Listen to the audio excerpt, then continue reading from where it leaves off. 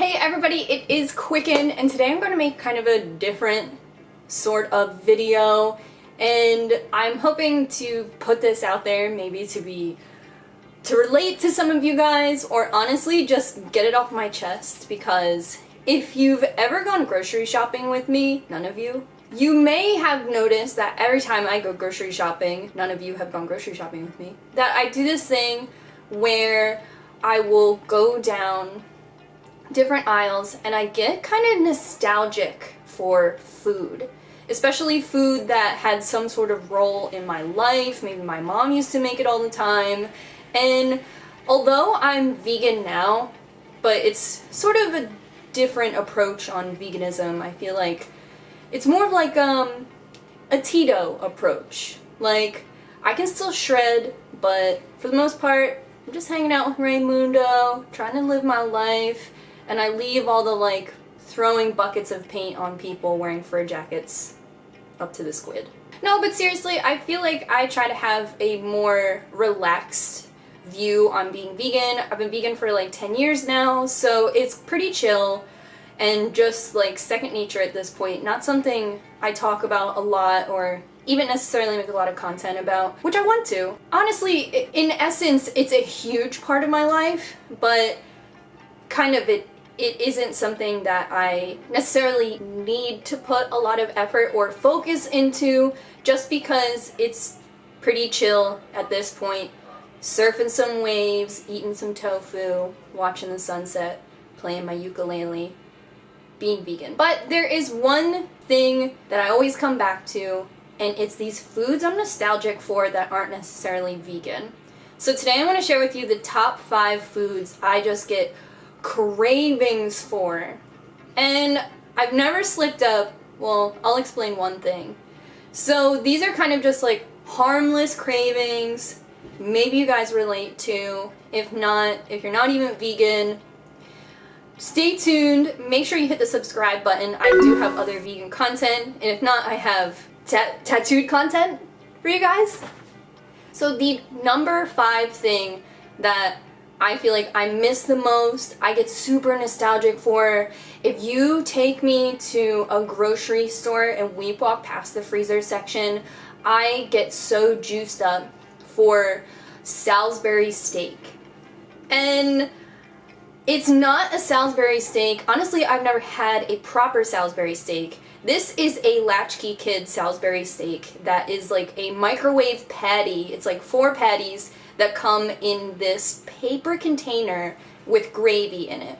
In my mind, I don't even know if this is technically meat anyway. It's very low end, like in the freezer section next to like kids cuisine, which, oh my god, kids cuisine. But this is like I don't even think it's Stouffer's, it's just a Salisbury steak. And the reason I think about it so much is because when we would get out of school, like if I was playing at Justine's house or whatever, both of our parents always made this like freezer section, probably $1.99 Salisbury steak for us for dinner. And it was something really easy to make, really inexpensive. If she was sleeping over or whatever, because I don't know about your parents, but my mom would get pretty weird about like how many people I would have over if it was a dinner sort of time. If I was sharing tasty cakes that were supposed to be for my lunch, my mom would take me aside and be like, you give her the premium tasty cake. These Salisbury steaks, like if I was eating dinner at Justine's house, I loved these things. These things were like after school special, up there with cheese dogs that you would microwave in a wet paper towel. Like Salisbury steak, So obviously I can't eat these Salisbury steak anymore. I question its meat content. It's definitely made with sugar, MSG, GMO, but if you want a replacement for this Salisbury steak, if you have no idea what I'm talking about, if it's a very American lower class food, forget about it. But I do recommend this Gardein meatloaf. So what I really like about this Gardein meatloaf is it comes with gravy packs. It is this like nondescript meat texture item, and honestly it's so good. I make it just like my mama made it, with some freeze-dried paper towels, freeze-dried potato mix, a can of corn. I love this stuff. I don't know if it's just the way I was raised, but there's just something about it. It is a great substitute, and every time I eat it, it reminds me of being 14 years old and trying to beat Tony Hawk Pro Skater on PS2 at Justine's house. If you couldn't have guessed it, something I really, really, really miss, and something I constantly lust after, is fast food.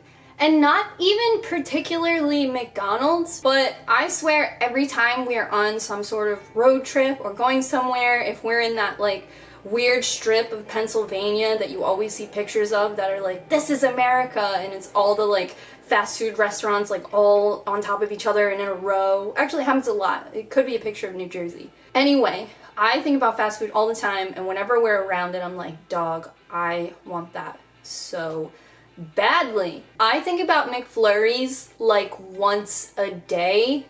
If you get a hot fudge sundae off the dollar menu at McDonald's and ask for extra hot fudge, they put a pump in the bottom of the cup and then a pump on the top of the cup. Oh my god! Scientists designed this food to be tasty and addicting, and it works. I'm not above it. They'll show KFC ads on like Hulu and I'm like, stop. It doesn't mean that I would ever break and eat this food, but I am affected by its advertising. You may have heard me say it before, but I have this particular meat dream where I'm eating breakfast burritos from McDonald's. And I've never even had one, but in the summer I used to do prep, and all the burritos are pre-made in the beginning of the day, so they can be like easily distributed. You buy yourself making just 50 burritos. It's really cool. But I have this dream over and over again that I'm eating them, and they have like a crunch to them, like biting into celery. It's crazy. Fast food is something I think about a lot. It's so convenient. It's everywhere. The advertising is really effective, and it's definitely something that messes with my head. But a great alternative to this, if you live anywhere near a White Castle, is White Castle has 2 vegan burgers, and they're both really, really good. We drove like 2 hours to the nearest White Castle in vicinity to us, and it's really special. They have an entire separate grill for the non-meat kind of ordering process. If you're vegetarian, you can get cheese on it. I ordered it without cheese and really, really loved it. If you're just vegetarian, Burger King has a veggie burger. And if you are out of the United States, I know that McDonald's is starting to offer vegan burgers. Sound off in the comments if they're worth it or any good to any other person who might live in your country. So this next one is kind of another like grocery store folly of mine.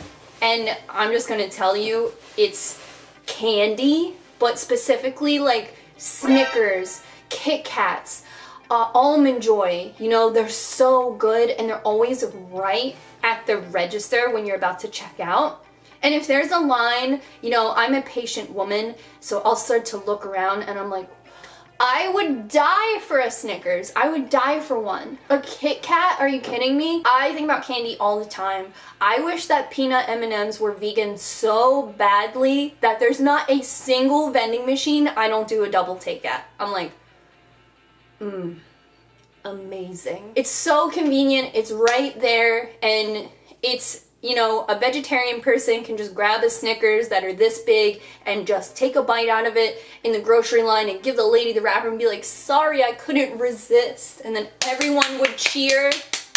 There is a line of vegan mock candy bars. They sell them at Wegmans and Whole Foods. I photograph them very often. If you follow me on Instagram, you definitely know.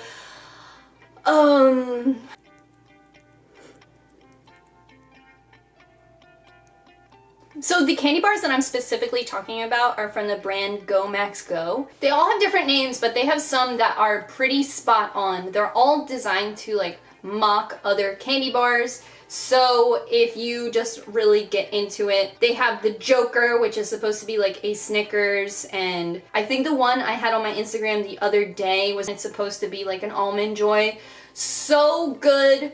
a little more expensive than your traditional candy and a little harder to come by. You can also order them online. So the next thing, and like I said at the beginning of this video, I had one hiccup in my whole vegan time, and it was Wawa mac and cheese. If you don't live around Wawa, or you're knee deep in the Wawa versus Sheetz debate, Wawa, always Wawa. But Wawa it's a convenience store that has a deli counter, and you can order this like baked macaroni and cheese that they scoop with a ladle into a cup, and it's like saucy and soft and crunchy and silky and just so flavorful and good and cheap and fast.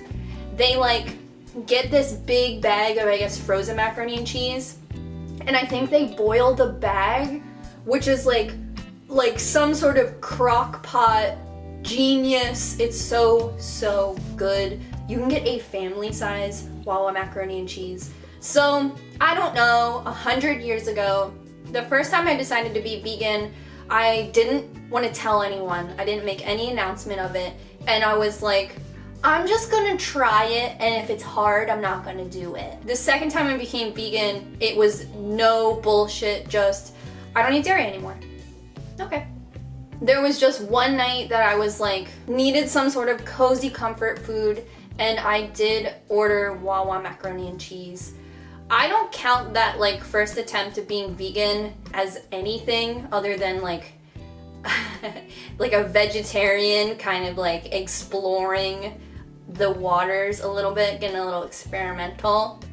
But Wawa mac and cheese is so crazy good, and I think about it all the time as one, my pitfall, and two, as mad delicious. We go to Wawa all the time, and there are not a ton of like straightforward vegan options there. You really have to get creative in what you order.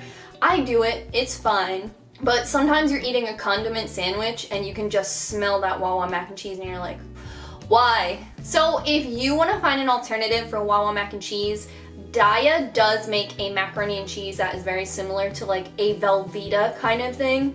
And you can add some Kikkoman breadcrumbs into the mix if you really want to get inventive. I add peas into mine, I'll add beef crumbles into mine, and really mix it up and really maximize my vegan macaroni and cheese experience. I buy mine at Target. It is a little expensive at like $3.99, $4.99. You can buy it on Amazon a little cheaper if you're willing to wait for macaroni and cheese. But if you want that Wawa experience, it's definitely something you can go for. If not, Amy's has a microwave macaroni and cheese. It's still around the same price range for a little less food, but the prep is a little different. You just throw it in the microwave. It does have a different taste that you have to get used to. I am very used to it and would die for it, but it's an option for you out there. This is something I pay for. This is something that not even Tito could keep a straight face for. Mozzarella sticks. I loved mozzarella sticks. I loved mozzarella sticks. They say all you need to do is give a girl some chicken fingers. Well, I was like, hey man, I don't want chicken fingers, I want mozzarella sticks. I eat enough chicken selects at McDonald's. Give me mozzarella sticks and give them to me now. Amanda, we're ordering pizza for dinner. I don't want pizza, I want mozzarella sticks. I love mozzarella sticks. I love bad mozzarella sticks. I love good mozzarella sticks. Oh my god. I used to walk to school and there was this little like hole-in-the-wall pizza spot that had these crazy diesel mozzarella sticks, and I think about them all the time. They were like $4.99, and I was like, man, I only need $5 to get the best food on earth. So like I said, I have made vegan mozzarella sticks. I made them a couple years ago. It was really hard to make. Again, Kikkoman breadcrumbs, cheese block, cutting, freezing, deep frying, insane. When I was a kid, my mom would buy the microwave kind. She would be like, here you go, like them or leave them, and I would be like, love them, eat them. So I have not found a mozzarella stick alternative out on the market. I found corn dogs, which are pretty hard to find, Hot Pockets, they have those now, but no one is touching the vegan mozzarella stick market. I think it just takes a lot of cheese. That's a lot of cheese. And people aren't doing it. There is a place in Philadelphia called Blackbird that's like a pizzeria, and they recently introduced cheese fries, and we're all like, oh my god, they put cheese on the fries. But I have yet to see them do mozzarella sticks, and the day they do, good or bad, I'm eating them. So this has been my non-vegan cravings countdown. One good thing about this is this list in my mind used to be a lot longer, but veganism is becoming more popular. Food allergen people are finding a lot more representation. I'm sorry if you go by a better name than that. So even people who, like a lot of my coworkers, are just non-dairy by choice, not with a vegan label or anything like that. And that's always pretty exciting for me. I really don't feel like an outcast or an odd man out being vegan these days. Ben & Jerry's used to be something I would go nuts for, and now they have Ben & Jerry's dairy-free options. They have a lot of them. And you can go to a Ben & Jerry's standalone and get scoops. It's just one flavor, but scoops. This has been my countdown. Let me know if you found any value to this video, if you're somebody who goes to the grocery store, who experiences nostalgia for things that you no longer want to eat, but you think about how you used to eat them. So this has been my video. Thank you guys so much. Don't forget to subscribe. You can always follow me on Instagram, where I post a little more often about the food I eat and take in. I am someone who goes crazy for creative vegan alternatives. I love you guys so much. Give this video a thumbs out, and you can check out my other vegan videos in the playlist down below. Till next time, bye.